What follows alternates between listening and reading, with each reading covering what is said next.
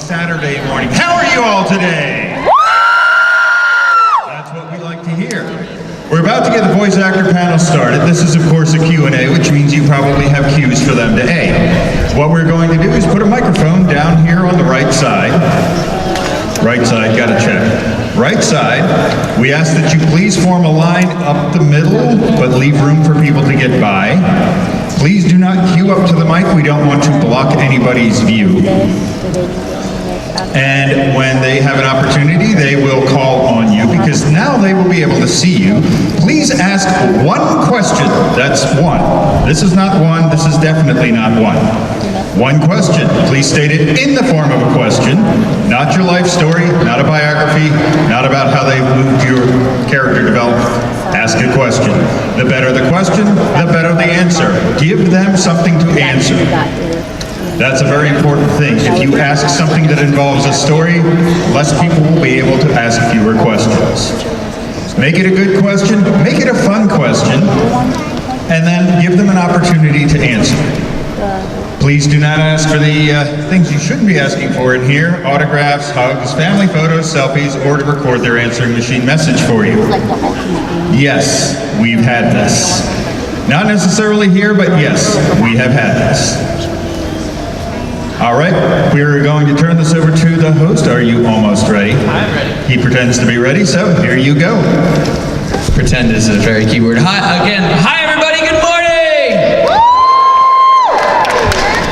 That was pathetic. Let's try this again. Hi, everybody, good morning! There we go, that's better.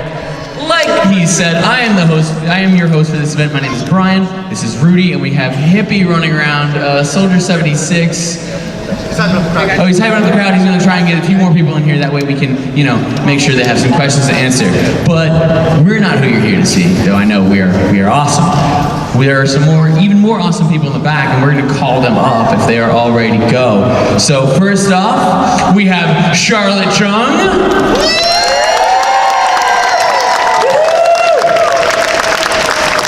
All right, next up we've got Fred Tatasciore. Something. He'll be back in a minute. We've got J. Michael Tatum.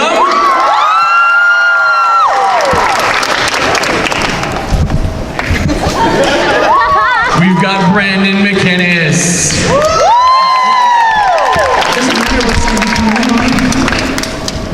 As he chugs coffee. Just coffee. So, like he said, we're going to do this basic Q&A style. You're going to line up in front of the mic. Remember, do not queue all over the mic. That way, the person that's there isn't like, who's behind me? Why are we getting really comfortable? This is not okay. So, go ahead. If you have any questions, go ahead and line up. Okay, we got one at least. That works. And as soon as Fred gets here, he'll join and we'll get taken care of. I mean, and once the questions are taken care of, if you guys want to go on the tangent of your life story, like even though he said not to ask about it, if you want to give it, that is up to you. So I will turn this over to Senior Mario over here. Go ahead! You can't put it up. Do it out of character, that way we can understand. What's up? I don't think that mic's on. Hang on. Hold on. Wait, one second. Your mic's not on. It's green. Yay! It's Papa 76!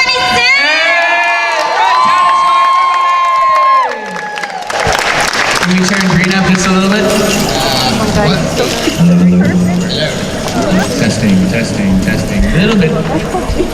You know what? Hold on. I'm just going to switch it. I'll try it. So, Charlotte, Yes. of all the voice roles in your career, which one stands out to you as the most emotionally significant? Like, which one of these sort of changed? Like, what do you hold most sentimentally, like the most personally? I mean, definitely Diva has changed my life over the last year or so. I've actually been working on her for over 2 years now. I started around the time after, like right after the beta came out for Overwatch. So, you know, it's definitely impacted my life, and I feel like, you know, it's a blurry line between me and her, and who I am versus who she is, and her story, and I can't wait to see more of that. I would say I love being her and voicing her, but I just guest starred on We Bare Bears on the Cartoon Network as Mrs. Lee. I don't know if you guys saw it. Oh, thanks, yeah. A little scattering of an applause. And I wouldn't say she's somebody that I emotionally was attached to, but she's somebody that I've always played at home. And it's like, I find that, especially with any acting role, whether you're on camera or whether you're voicing, the people who you've always had in your head are the ones that come forward and are the most authentic. And so I would say I was always playing this. Oh, Mrs. Lee is this like old Korean lady who runs a spa, and the whole episode was about how the three bears go and enjoy a day at the Korean spa, and I was this like sort of dictator of the spa. So I would say that, yeah, that was my thus far my favorite character to play. Thank you. Yeah, thanks for the question. Next. That started at This is for Jay. Who is your favorite character to voice?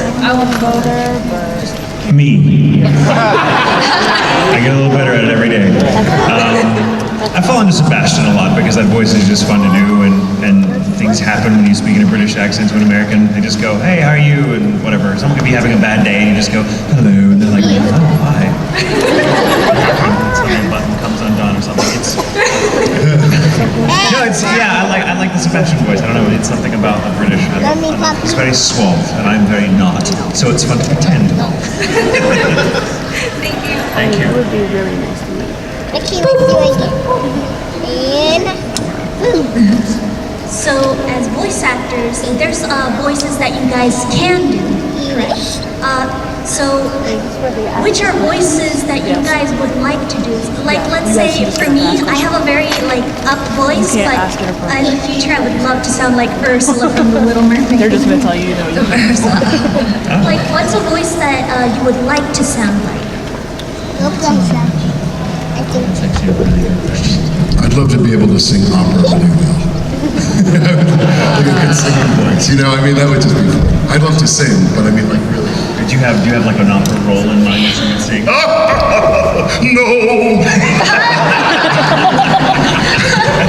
I just love music, so I'd love to just do more music-driven things.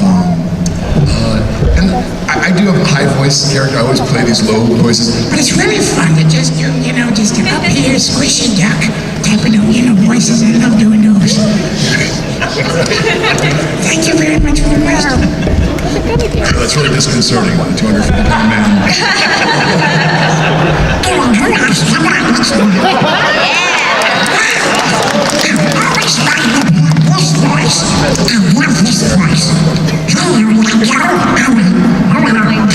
Amazing.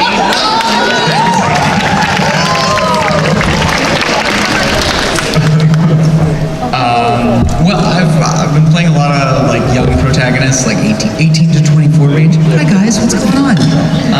I think it'd be really fun to play a really deep voice character, but that's kind of difficult for me to do. So maybe someday. Man, the grass is always greener, right? I'd love to play the 18 to 20 protagonists that I can't do anymore. There was a show I did called Heroic Age about 1,000 years ago. And I go and listen to it, and I was playing the 17-year-old kid, the title character, and it was really fun to do. I can't even do that voice anymore. I listen to it, oh yeah, that's gone, that's gone, that's just painful to hear. And I would love to be able to dip back into that, because, there's a lot of 18 to 20-year-old protagonists, and I main roles. But I'm with you, Fred. I would really love to do more singing. I would love to sing. I'm not really a singer, but I would love to yeah. For me, I've always, for my on-camera dream, it was I love British history, and so I always wanted to be in a Keira Knightley movie or something, but obviously I shouldn't say obviously, but it's not as practical to dream that I'm actually going to be, I don't know, Anne Boleyn or something like that. Like I'm just not going to be cast as that, and I've accepted that. But something that I never thought would happen that voiceover has been able to do for me was I was cast as a British character in a cartoon series. My very first cartoon series, where I'm a series regular, and it's coming out in 2019. And so in some ways, I was able to really fulfill a dream that I just didn't think I would ever be able to fulfill as an actor. And so I've kind of gotten that dream fulfilled. Other than that, I went out for a character, a Yeti, in some sort of Pixar or Marvel, I don't know, one of those films, and I could not get it down. So I would love to be able to do creatures. It's an art. Like there are people who just do creatures. They don't do any other voices, and they are relied upon to only do creatures. And so I would like to expand my skill set towards, I want to be a Yeti. Thank you. You could learn that.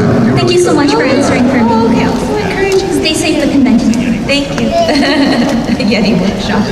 Give a Yeti workshop. Just say a Yeti workshop. Question for Sean. Hi. Out in the mountains. I think you like Overwatch. A little bit. Just a little. Who would Diva's favorite K-pop group be? Well, I started off by saying that she, sort of her spirit animal was CL, and that her anthem was Hello Bitches.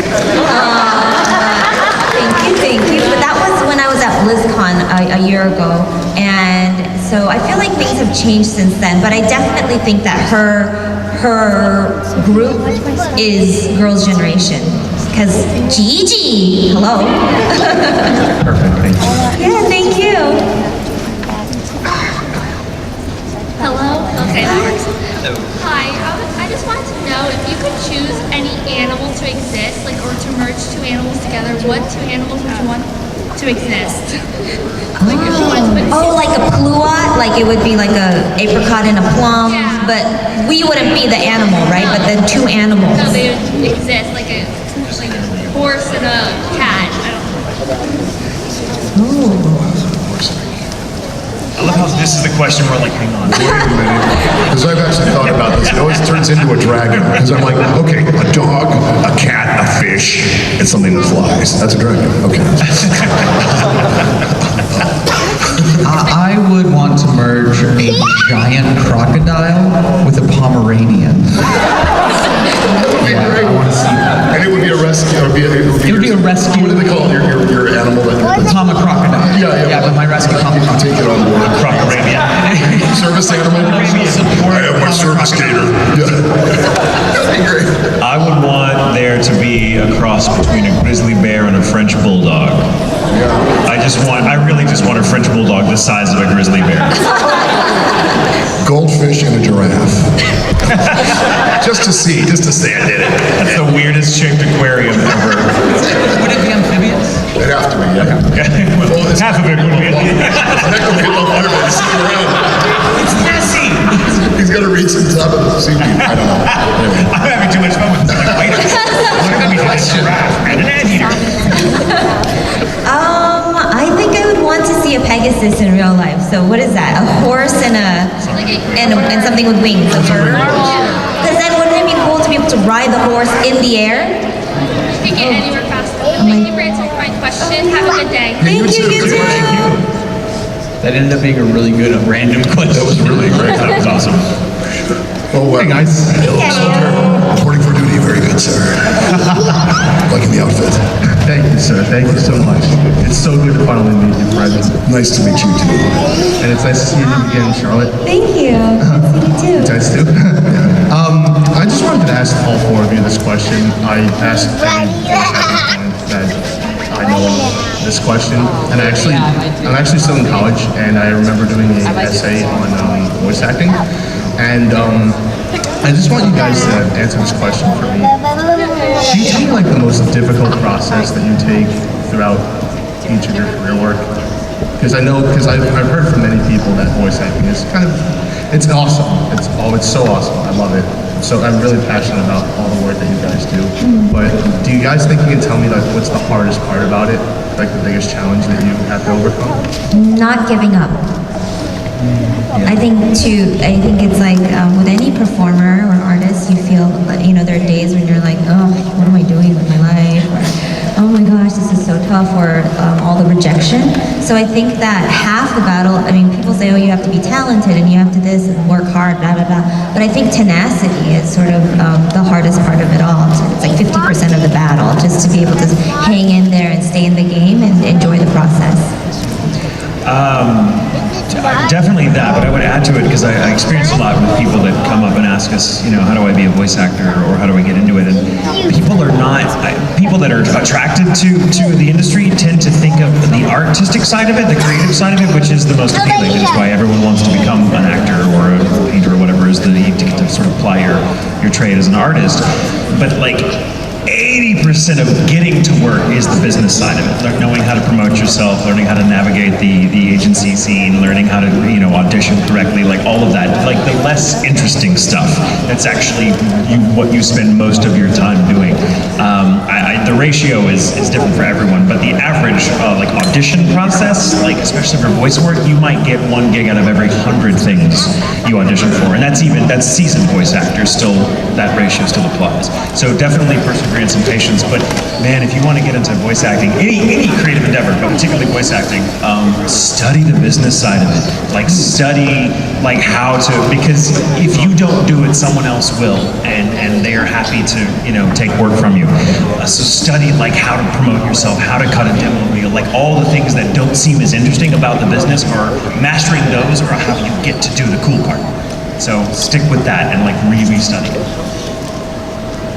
Totally. I've been doing this for a terribly long time, but something that I dealt with recently that I think happens all the time when people start doing this is if you have like a really good season or a period of time where you've got a lot of work, a bunch of roles, everything's going great, you're doing stuff all the time, that changes, right? It's never the same. So you may have like a really good period of time and then you won't have as much work. And that first time that happens, I don't know about anyone else, but it kind of felt like I was a teenager again, and you're like, everything is wrong, this is terrible, I'm never gonna work again, awful. And I think it's important to find a little bit of stoicism and just like, this is fine, just keep swimming, and you rely on what you've studied and your knowledge of like, this is normal, this too shall pass, you just keep going. That's difficult. That's really difficult. Stoicism is really good, and gratitude. And if you are actually working, it's such an important thing to keep in mind that, wow, we have this great job. Because there are these, horrible pills you have to swallow at times when, and I gotta say this carefully, because I think anyone with a SAG card should be allowed to act or whatever, but there'll be a point where you're doing projects and you get to a certain point, but you're not gonna get, if you're just a voice actor, they don't really consider you like an actor sometimes. They're like, well, no, we gotta get a famous person in. And there's nothing wrong with being a famous person, believe me, that's not the point. It's just, there's a point where you have to realize that there's a marquee value to some people, and that's how movies get done. And so, if you've been at this for a long time, you think, God, I've been doing scratch work, let's just say, and they really like you for this film, but you're going to get replaced sometimes by somebody because they think everything has to be an all-star cast. And it's a very, as Alanis Morissette said, it's a jagged little pill you kind of have to swallow. Sometimes you get in, you break in, and they keep you on, but you got to keep with the idea of like, I really just love in here to make films and do my stuff and just try to, as you say, promote artistically what you do. In Japan, the voice actor, for example, is really respected. These guys have concerts. You would go to see a Billy West, Maurice LaMarche movie because those are great voice actors. Here they won't do that. Here it has to be something that I've seen on TV or, and again, nothing wrong with that. That's the model, but if you are a voice actor, you have to deal with that. So that's an emotional challenge thing, and I think the only thing that comes through is just gratitude and loving the work. That's kind of gets you through that. Oh yeah, that's a big one. Thank you to the four of you. You guys do such a fantastic job with everything you do. I really appreciate it. Thank you. Thank you so much. Soldier, stay frosty, my friend.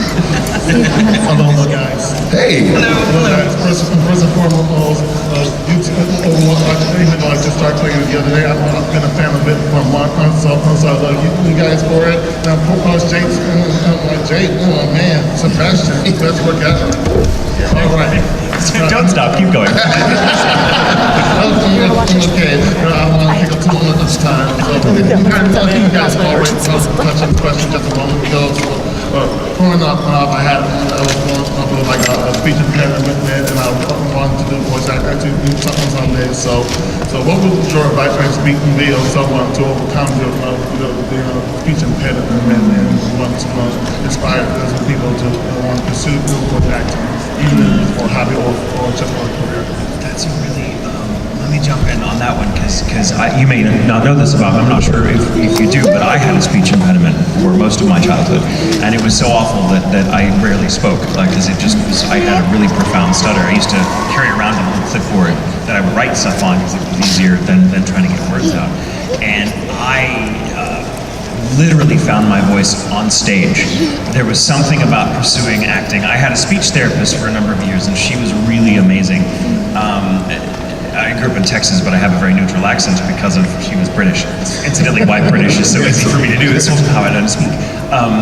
But there was something about, and this may not be, the path for other people, but it certainly was for me, being on stage and getting to something about being able to commit what I wanted to say to memory and having it ready, and then being able to say it in someone else's character. My speech impediment, we discovered, was kind of a function of me having trouble owning my own words. I just had trouble, I was really afraid of being judged, as everyone is all the time, I think. And it made it really difficult to speak because I didn't have confidence in my own voice.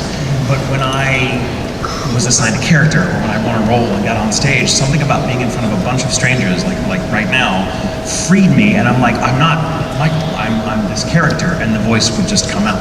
And it would be really interesting because I'd be on stage and deliver a monologue more or less perfectly, and then get off stage and barely be able to speak with a person one-on-one. But over time, my experience on stage got me comfortable with my voice, and so I do recommend, if you're brave, anyone that wants to try it, if you do struggle with a speech impediment, it's like anything, you just have to practice. You have to build up a comfort level, because I shouldn't generalize, but a lot of speech impediments or a lot of difficulties with speaking comes from a lack of confidence or for fear. Whether you realize it or not, it comes from some emotional block. And if you can work through those, and drama is a great way to do it, if you're just kind of focused on the art and not worried about making a living at it. When I was a kid, I didn't worry about that. I just, cool, I get to do this play. It's very freeing. One of the reasons Sebastian is so easy for me to do is because that's not my voice. It's a mask. Have you ever been to a party, like a Halloween party, and you put on a mask and you'll totally walk with a swagger that you wouldn't have if you didn't have a mask on, because there's something about getting to be someone else for a few minutes that frees you up and gives you confidence. So things like that. I definitely think I don't think a speech impediment is necessarily an impediment to the voice acting career, because Alan Rickman, Snape, may he rest in peace, had a profound speach impediment. James Earl Jones, Darth Vader, for God's sakes, had a speech impediment as a child. So it's no means an obstacle. You just have to. It's just one more layer of difficulty for some people that can give you. It can really, in some ways, it can be a blessing, because it really teaches you how to really invest in the character. And notice those two actors you mentioned are really known for being incredible speakers. Yes. You know what I mean? If you think about Alan. Great. James Earl Jones. Thank you guys. Happy holidays. Hey, happy holidays. Great question. It's an honor to meet all of you. This question is specifically for Fred and Charlotte. Besides your own characters, who is your favorite character or character design in Overwatch? I always like the monkey. I think he's funny. I love them all for different reasons. And that diva, I gotta love that. Gosh. I always say, at least relationally, I love the non-romantic ship between 76 and Diva, because I personally had a really hard childhood, and so I just think that it's really cool that within the context of a game that there are healthy relationships, whether they're like the gay couples in our game, or a healthy father-daughter relationship. So at least on the sort of relational level, that's one that I really like. I'm not gonna comment on Lucio and Diva. I always tell him I have a boyfriend. But design-wise, I don't know. I switch all the time, but right now I think I like May because it's winter. So May is Bay, you know. Thank you so much for answering the question. Thank you. Happy holidays. Hi. We're enjoying Orlando so far. I'm part of a voice acting club at UCF, and I just wanted to ask if you have any tips, tricks, or advice to bring back to my club. Sorry, what was the tips advice to do? To bring back. Oh, advice about voice acting? Yes, just for like their future or any hard difficulties or anything. Oh, yeah, just never stop growing. You know, just record yourself. It's like music. Just record yourself and keep hearing how you sound and try as many stretches as far as you can. That's at least from an artistic point of view. I would say that's definitely something to bring back. You mean like questions like what advice? Yeah, what advice do you have? Yeah, record yourself a lot and hear how you sound on mic, and work on your mic technique, and work on like as many dialects, you know, and find your voice, but then also work on just, of course, the acting is the main thing. Mm-hmm. That's what I was going to say. I think behind every great voice actor, or the ones that I look up to, are always people who have a very strong background in acting or theater outside of the booth, and so always kind of keep up with the classes. I'm lazy, so I can't I won't sit there and record myself and stuff, but I tend to, if I hear something on the radio or if I like a character on TV, then I tend to just do it at home with whoever's willing to listen and just kind of play with the character, and that's how I marinate with characters in my head. But I should probably do more of that. Record myself. I think, and this is very important for anyone that wants to be a voice actor, period, is it's important to be very honest with yourself about your motivations. If you want to be a voice actor because you have the desire to act, but you're not comfortable with, say, being on stage or in front of a camera, you're just not comfortable with pursuing more what are thought of as more traditional forms of the craft, and you see voice acting as kind of an easy out, it's not. It's actually, voice acting is incredibly hard to do well if you don't have experience on stage or in more traditional forms of acting first, because your kind of voice acting compels you to distill everything you learn into just your voice, which is really hard. It's not acting for people that don't know what to do with their hands. It's basically like being a master carpenter and being told you get to build a house now, but you only are allowed to use a hammer. So it's really hard to convey with just your voice what on stage or on camera you have your entire body to do. So it's really important for anyone that wants to get into voice acting or study voice acting to study it as an actor and to see it. Because all of us here, we're voice actors, but we're actors first. Like, voice acting just happens to be maybe what we're known for, but we've done stage work, we've done film, we do all of it, and we just consider voice acting one facet of what we do. And a very rewarding one, because you mentioned earlier, sometimes if you pursue stage and film, you're very limited by your appearance. I would never be cast to play a 17-year-old kid now, but I would be in an anime, for example, because my voice can do that, but not necessarily, I don't look like one. So as an actor, it can be a real blessing to pursue voice acting, because you get to explore your range more, because you're not limited by your height, your age, or your gender, or whatever. And so that's cool, but again, I stress, if anyone wants to get into voice acting, and please, please, please, we take nothing else away from this panel, take away their game, it's acting first. Study acting, and the voice part comes later. So that's my 2 cents. Also, I feel like when I first came in, I was doing on camera for 10 years or so, 8 to 10 years, and then I got into voiceover 2.5 years ago. I found that it's a very male-dominated industry, and also not very many POC, people of color. And so if you are female POC, I'm super encouraged to see you coming up and asking this question. I just would say just keep plugging away at it and don't get discouraged. There is always, a space and a part, and we need more women, and we need more people of color in this industry. Or in this particular industry of voiceover. So hang in there and do your best, and I'll see you in the booth. Good luck to you. Yeah.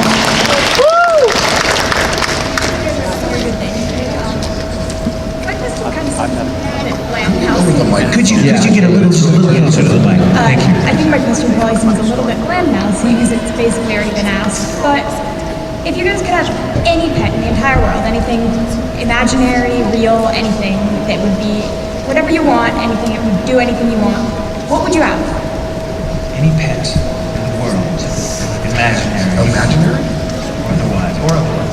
Okay, well, I bring the dragon up. I would love a dragon. I've had an iguana for many years. I love dogs and cats. But you know what would be really fun? It'd be really fun to have a domesticated bobcat, wouldn't it? I don't know, it might be really messy, but it would. I always thought it would be fun. It's rather large. Litter box. It would be really, Litter train. Right. Vegetarian shark. I don't know.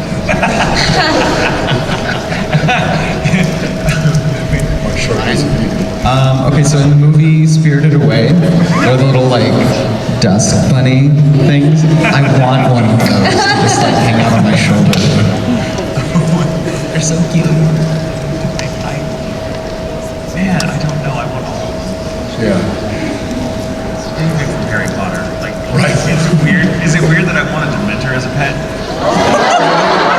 I don't know why. When I say about me as a person, I'm like, no, I'm gonna go Dementor. Merry Christmas, everybody. You can dress it up. Dress it up. Family photo. Take it to the grooming station here as a little bow. Yeah. Take him in for boarding. Could you do his nails while we're gone? Thanks. Okay, so I have a funny story. Lucio and the voice actors of Lucio and who else was it? I think it was Gaku, who plays Genji, and Mercy, who's played by Lucy Pohl. The three of them went to Kuwait this past year. I don't know if you guys saw that on social media. And apparently all the wealthy people in Kuwait own cheetahs. That's their dog. Yeah, they all have cheetahs. And so Lucy, and they're very accommodating in the Middle East. They're very kind and open and generous. And so they were asking, is there anything else we could do for you? And Lucy, who's Mercy, said, I want a cheetah. I want to take a cheetah home. And so they obviously couldn't give her a cheetah, but apparently all the kids at the con have cheetahs, which is insane. I know, it's crazy. It's crazy. And so one of the fathers of the kids who had a cheetah came up, and Lucy was like, where's my cheetah? And he was like, show her. And and she was like, oh my God, there's a cheetah that's about to come in, oh my gosh. But it was just basically a video of the kid playing with his cheetah at home, and it was insane. So maybe one day I'll get to own a cheetah. I don't know. That's the next big pet here. Yeah. Goldfish giraffe was the correct answer. They are the fastest animals. They'll never catch them. ASPCA will have a whole new division for cheetah catchers. Cheetah division, yeah. Hi, my name is Ash, and this might be a question that was referred to anybody, but I'm gonna ask it again. But is there any special projects that you guys are working on that might give us a head up for either next year or this year? We usually can't talk about stuff that we're in the middle of working on because of those NDAs. So. Non-disclosure. Yeah. We're working on some pretty awesome stuff, but you'll just have to. It's always a bummer. Yeah, because you can't get in trouble. Serious trouble. What's that? Well, no. Let's see. Okay, what did come out, just I'm very happy about, but I'm circumstances I couldn't see it. It was the new Star Wars. I got to see it, but I did some voices from aliens in that, so I'm very excited. But I have to see it to know what made the cut. So I'm very excited about that. Ever since I've been a fan of Butler, Sebastian, of the main character of you, Jada, you have taught me so much of defending myself and how to fight for myself. Because to be honest, I'm not that strong of defending myself. I've always been kind of a weakling to defend myself because I've always kept things quiet between if I had any problems. But ever since I saw your anime and the movies, you're just like super strong, and you're like this super character that's just like, oh, look at me, I'm super strong. So I really admire that about you, and I've actually been wanting to meet you for a long time. Thank you. That's awesome. I'm very honored. Thank you. Hope I can see you at the sign-in. Definitely. Yeah. Bye.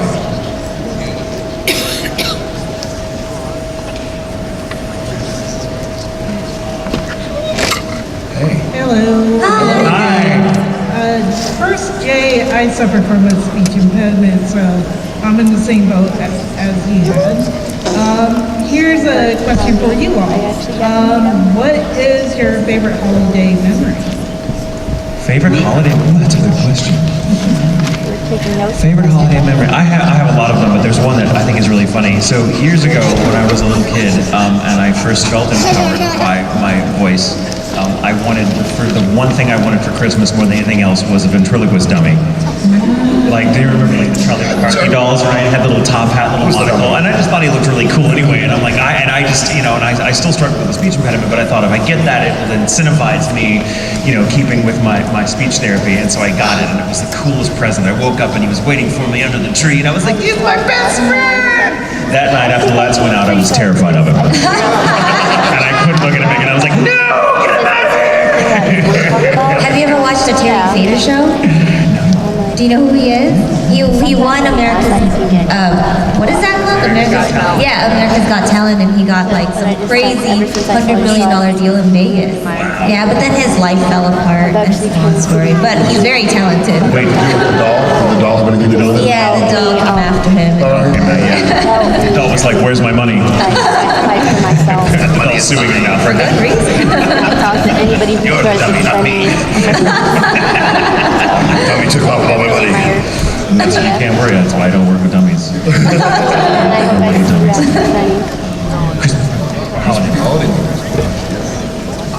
I've got one that ended up good, but at the time it was difficult. I lived in Japan for a little over a year working as an interpreter and translator. Where? What part? Akihabara. Oh, Akihabara. Oh, It was very techie there.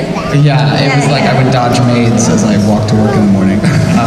But I was working at an IT company, and the 4th of July came around, and of course, nothing happens in Japan on the 4th of July because it is a distinctly American holiday.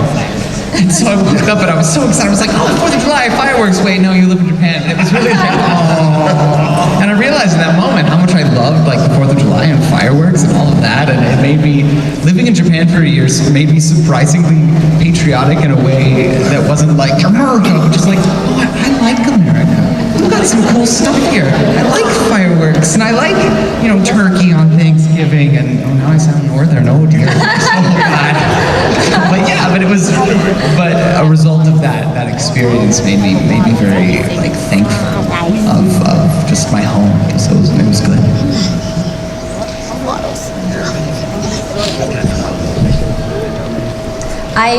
My first visit to Disney World was about 21 years ago, and when I was 2, no, I'm kidding. Nobody got that joke. Okay, 21 years ago, and I had a really horrible experience. There's like lots of like, it was just some weird things happened and some drama, blah blah blah. And so I actually haven't been back to Orlando in 21 years, and so I purposely, and I wanted to just come back. And kind of redo that memory of being in Orlando and going to Disney World, which I'm going to be going to next week, so I'm very excited. And so I'm hoping that this is going to be my holiday memory, that Disney World and you guys, and ending the year at Holiday Matsuri will be one of my best holiday memories. Yeah. Oh, really? Oh, okay. Oh my gosh. I have too many. I have too many holiday memories. It all flooding me up with just seeing my family back east, and sometimes we would go to Hawaii, and that was really fun. I remember Macy's Day Parade with my grandfather, and the Snoopy float started to get depressed, or lost air and started kind of falling down into the city street, and that was kind of exciting when I was little. It's like Snoopy's going down. No, it just brings back all the, and the fireworks, I love those. I would keep the fireworks though for a year round, and I would make the mistake of lighting them in, my backyard, thinking, remember, if you light fireworks, it's illegal, I think, in most places, but that alien invasion and celebration are two different things, though they look alike. Alien invasion, celebration, it's like nice fountain, and I thought, oh, this will be really fun, and alien invasion are fireballs. And so I remember thinking it was celebration. It was alien invasion. And I'm with friends, and I just... it was just like, it was so frightening. And I know that, and this is a pretty bad thing. I was like, okay, I think we're done now. No, we're not. It just kept going. And then I had to finally just go, all right, fellas, let's just leave my house. Let's just leave. Because I knew it was going to be a problem. And sure enough, a friend of mine down the streets was telling me in Venice, he goes, I was going to this place and I saw some idiot let off some fireworks, the other day. And I was like, yeah, that was, I don't know what you're talking about. So be careful with the fireworks. But no, just family fun, and gosh, this time of year is always tough because I've lost so many family members, and so it's like I just relish the time going out visiting my mom in New Mexico and all that. So. The first question is like, Where I got the fireworks. Thank you for your question. They're not mad at you, right? Don't be afraid of the mic.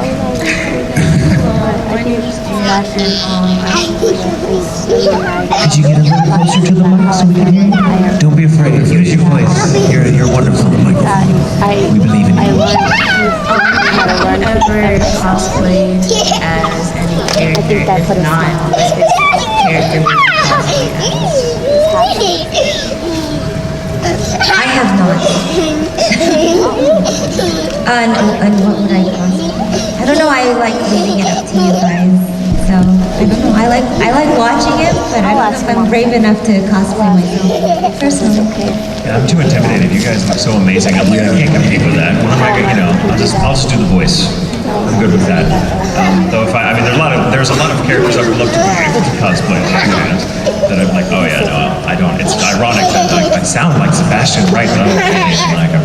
Right. He's like trim and pretty. I know, it's so perfect hair, and I'm like, yeah.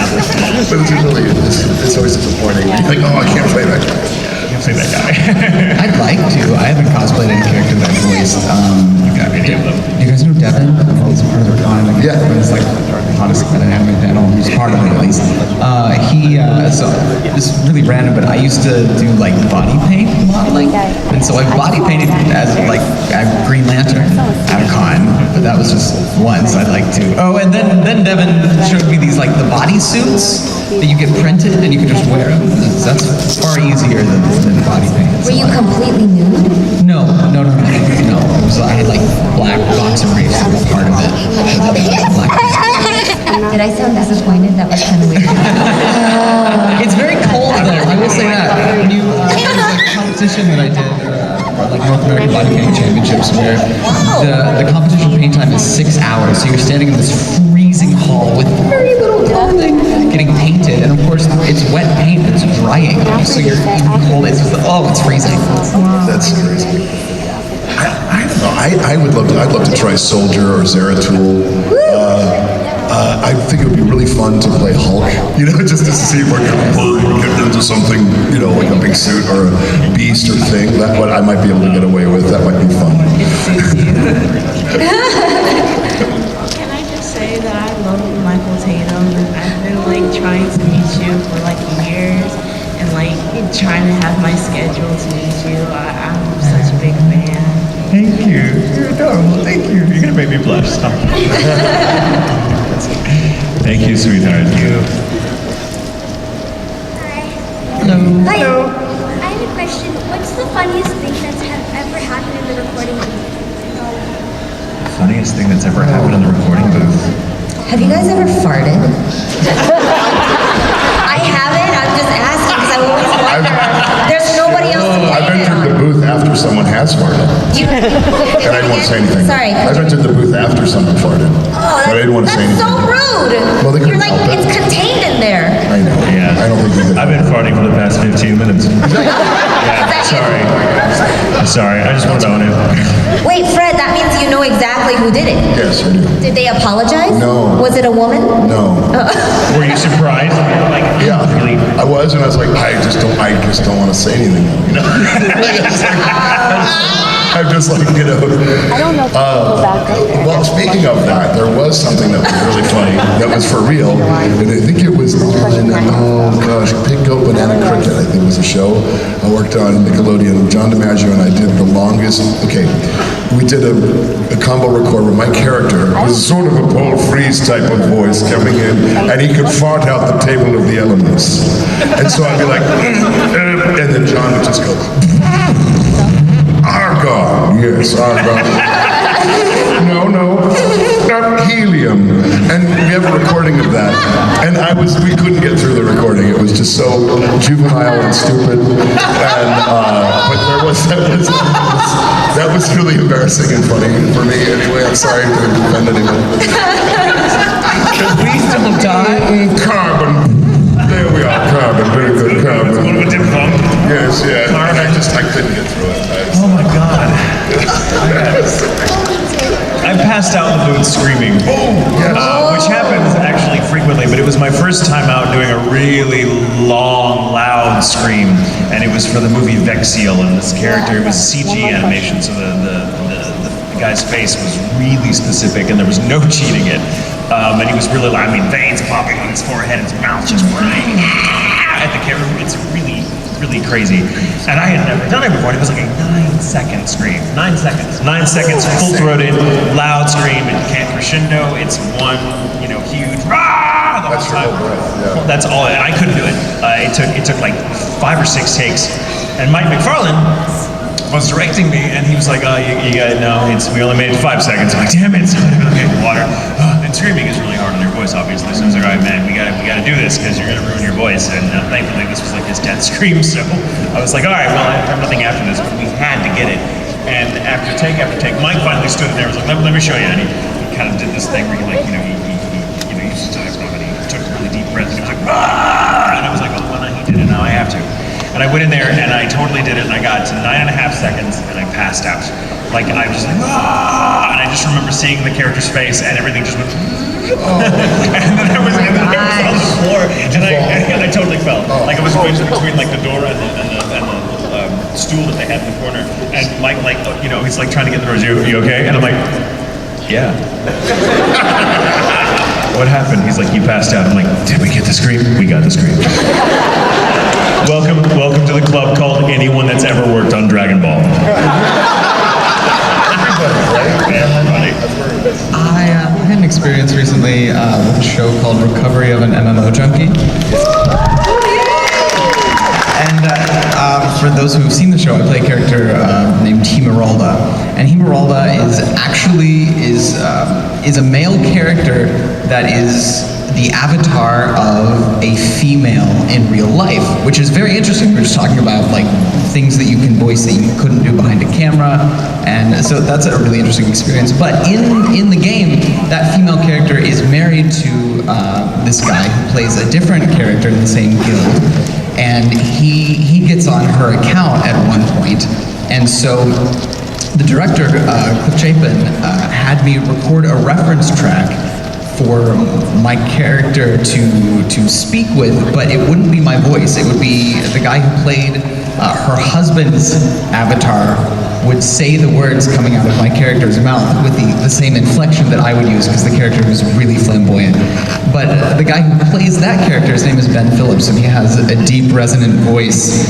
So when I heard the final recording, it was this guy who has a naturally deep, resonant voice, like pushing it way up and being very artificially flamboyant, and it worked really well. It was such an interesting choice, and I thought that was really cool. I really respected that. So that was fun. That's great. Thank you. Thank you for your question. Yeah, passing out. I've been passed out. Yeah, you just get so lightheaded after those yells. It's funny, of all the things that make me lightheaded down the booth, it's running in place. Yes. When you have to be like, you're like, this is somehow more exhausting than actually running. Hi. I have a question for all of you. What do you like to do on Christmas? What do we like to do on Christmas? Open presents.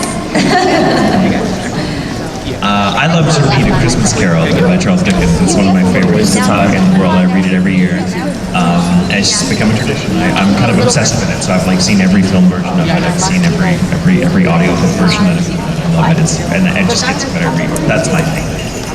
I like having people over and cooking, just cooking with people. It's a very holiday thing. Yeah, like the family thing. It's really your family, friends, and just catching up with people that you haven't spoken to in a while. I mean, even if you don't get to see them, just to write something, and just reconnect. That's what I really like, and just again with the gratitude and thank God for everything.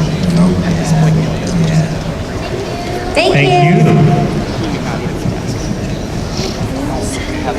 Hello. My question is for all of you. In terms of the roles that you've played over the years, out of all the universes that you've voiced in, which one specifically would you say you'd want to put yourselves into? Not Attack on Titan. That's something you want to stay away from, right? Yeah, right. Not Attack on Titan. Asgard would be fun, just because it's so crazy. But it would be a fun world. And like a world of the things we're in. Like the world. I got one. Black Clover is going on right now, and I've voiced someone in that, and that would be an interesting world to be in, I think. I like the world of Black Butler. I mean, it's that sort of Victorian era England I really like. That would have been fun.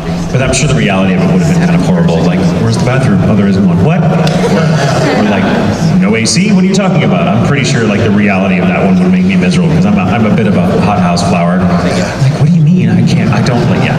I really, honestly though, Spice and Wolf was one of my favorite shows I've ever got to work on. I love that world. I mean, it's the real world. It's historic Germany, Europe, whatever. I love that era. It's really cool. But specifically my character's life in that show, because in that universe, he was the traveling peddler. So he, of all the people that you would see, probably knew more of the world than most people, because back in those days, people didn't, they grew up and died in their villages, and they didn't usually travel very far because the risk was too great. So someone that traveled for a living, just had this cool perspective of things that most people never got the chance to build, and I love that. That's one of my favorite little worlds. Not Call of Duty. We don't want. Yeah. I mean, even Overwatch, you die, and so I wouldn't be able to say Overwatch either, because that would be, it's a violent world. I wasn't in this, but I was up very close. I got pinned, which means that it's almost you, and they're about to cast you, but then they might go with somebody else. And I was up for a recurring role on Man in the High Castle, and it's about, basically if the world were flipped around, and if World War II didn't end the way it did, and the Americans were the ones who ended up. It's a flipped world, and I think not to kind of be super serious, but it's a world where like the minorities are actually the majority, and it goes the other way around. And so I thought that was one of my dream roles. I really was hoping that I would get it, because I feel like especially Asian Americans in general are always playing have traditionally played more support characters, and so in the world of whatever it is, whatever medium. So it was sort of a dystopic world that would just be in a flipped universe. So yeah, I'm hoping that an opportunity like that will come back around again. Yeah, that's Like, it's just some cartoon surreal world, like Little Big Awesome or like Red Winter, or some bizarre place to just visit, or remember what Adventure Time. Remember the Robin Williams movie, What Dreams May Come. You know, some kind of like really great spiritual place where you can see everybody. You can change shapes. And, I don't know. And like, it's fine, you're fine. Most of them. I know, we make that joke. Most of them, I got all of that all the time. I was just wondering, before you guys were voice actors, what was your craziest job experience? Like in retail they're or used like to food that, service? so. Since it's not my so uncomfortable. I'm just gonna have to say sorry. I got one. So back to the translating and interpreting thing. I would translate for a variety of people, but one of them was a CEO of this company, this tech company that wanted to fly to San Francisco and have this really great, like, startup-y, really cool, like, we're gonna have a bunch of tech journalists there, it'll be great. He fancied himself the Steve Jobs of Japan. He was not the Steve Jobs of Japan. I was there to interpret his whole spiel, his whole thing, right? So we're there on Market Street in San Francisco, and we're starting this presentation. He's got a PowerPoint, and I get up there, I know what he's going to talk about, and suddenly he starts speaking in English. He's not speaking in Japanese, but he's speaking in English. Terrible English. It's absolutely unintelligible. And I'm thinking, okay, all right, well, we'll see what happens. And he pulls up a picture of Steve Jobs, and he says, "In the world of the great skinhead," and I'm like, whoa, ladies and gentlemen, hold on. He was like, "In the words of the great skinhead." I'm like, no.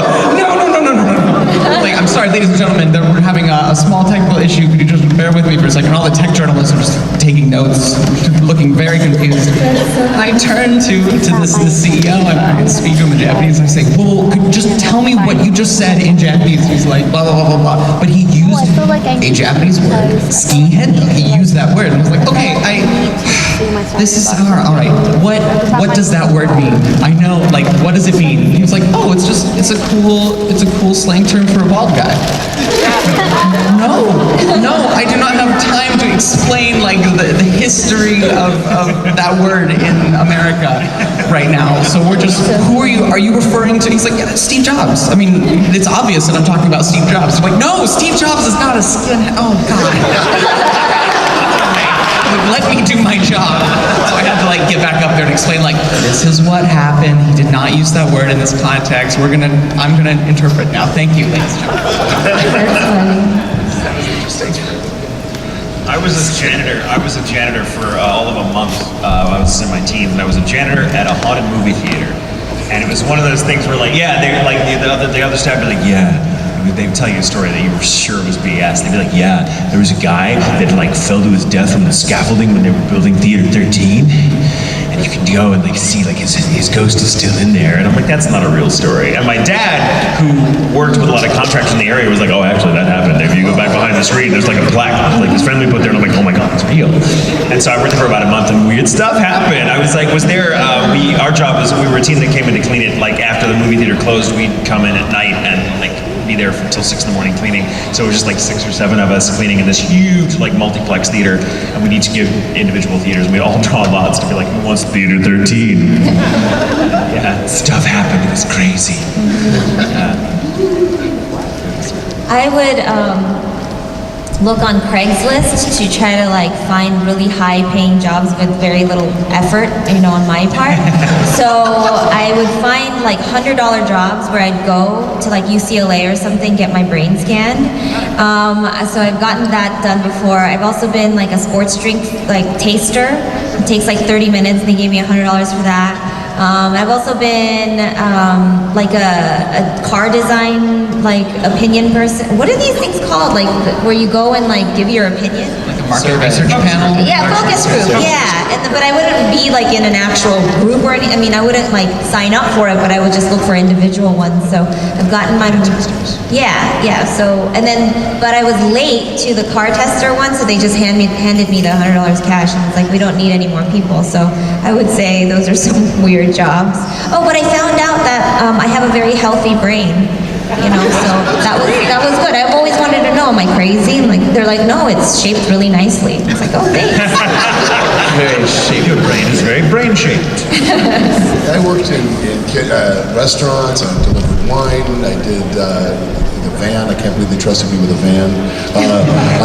I worked at night job in an art department, cleaning up and scanning images for animation and stuff. And I would work at night because I was trying to get auditions during the day. I remember I said, you know what I'm going to do? I'm done. It's really early in the morning, or it was about 2, 3 a.m. I'm just going to take a nap. And so I slept. There was this table. There's not many places. There's no place to lay down. So let's just lie down for a minute. I lied down. I don't know what prompted me to do this, but I'm going to lie down on this table just to wake up. Well, I wake up at 9 o'clock. There's all these Japanese businessmen coming in while I'm lying down on this table, and I'm like, oh, hello, I'm like 20 something. And my boss was like, no, that's just our friend. He works hard. It's okay. And it was like got street cred for that. Yeah, you made a very good impression on the Japanese. Yeah. But it was just so scary to wake up and go, what's going on? And this is kind of a voice acting job, but I had to cosplay. I had to be Tony the Tiger in a suit. Sorry. And I wore this suit, talking like Tony the Tiger. Where This was some studio was trying to promote some animated thing with Tony the Tiger. Oh my gosh, that's awesome. Yeah, that was kind of fun. It's a great costume. It really was huge. It's very hot. By the way, you guys who wear costumes, those people who play the characters, the cast. Oh my gosh. It's mad respect, because that's really hot in there. Plus, I had to speak, so I was trying to. But it was fun. It was fun. Oh my god. Thank you so much. Thank you. Thank you. Okay, just so everybody knows, it's our last question, and we'll get them out of here. So they can Ask me. Yes, that's Make it a good one. Oh wow, The pressure's on you. The answer is 43. All right. What I was wondering is when you have a role that you're trying to develop a voice for, how much of that development process is you actively trying to make the voice sound a certain way versus just talking and letting the voice develop as it does? That's a dang good question. That's a really good question. It really is. It is. I myself am a big believer in not trying to make a voice. I just kind of read the text and see the animation and kind of see where it takes me personally. Because and this may sound strange, but I've come to believe that there's no such thing as character. When you're playing a role, it's just you. It's you in a certain context. I mean, when I'm playing this person or this person, it's the qualities we're seeing that make it a good drama are the qualities that come out because that character is under a certain pressure in a certain context, and we would all be that way in that situation. So acting, not to get all acting is, but I mean, acting is really just learning how to make it real for you, and then the voice comes out in weird ways. And if there's other things about the voice, like the director may hear something like, hey, could you give it a little more age? Could you gravel it up? Could you make it lighter? Then you make adjustments, but you find the truth of it first. Most of the time, any trick voices, they're called trick voices, that we do are already within our wheelhouse, so it's not like we develop them, they're just voices we can already do and that we're comfortable enough with that we can do them authentically without having to worry about the voice. Because I think Michael Caine said something about accents, like unless you're so comfortable with an accent, and the same applies to trick voices, unless you're so comfortable with an accent that you can forget that you're doing it, that's going to be 80% of your performance is going to be you focusing on the technical aspects of the accent, and there's no room left over to just breathe and act.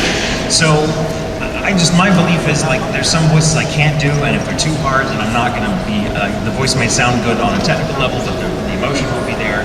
And so I just kind of sit there and I read the script and watch it and see what does this make me feel, and that's what comes out, and then the rest of it's the director's job.